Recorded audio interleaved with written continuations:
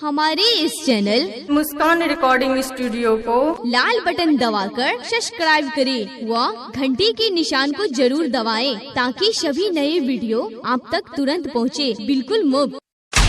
Mix by Chandan Raj.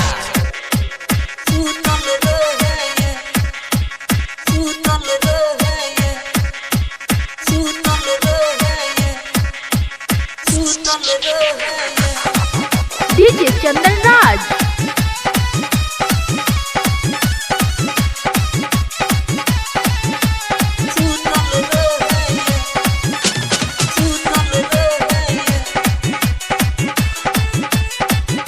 अहाँ सब सुनि रहल छी मुस्कान रिकॉर्डिंग स्टूडियो के धमाकेदार प्रस्तुति।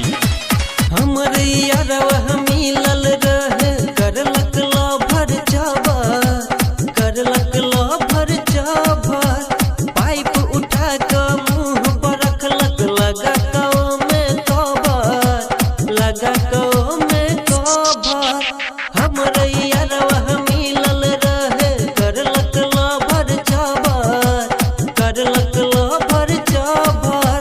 पाइप उठा के मुंह पर रखलक, लगा कौ में कवर, लगा कौ में कवर।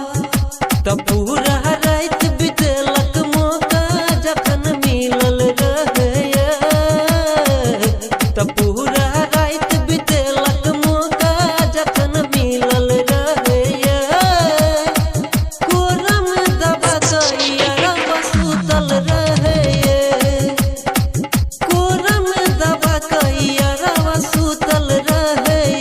ये भौजी कोरम दबा कइया सुतल रहे।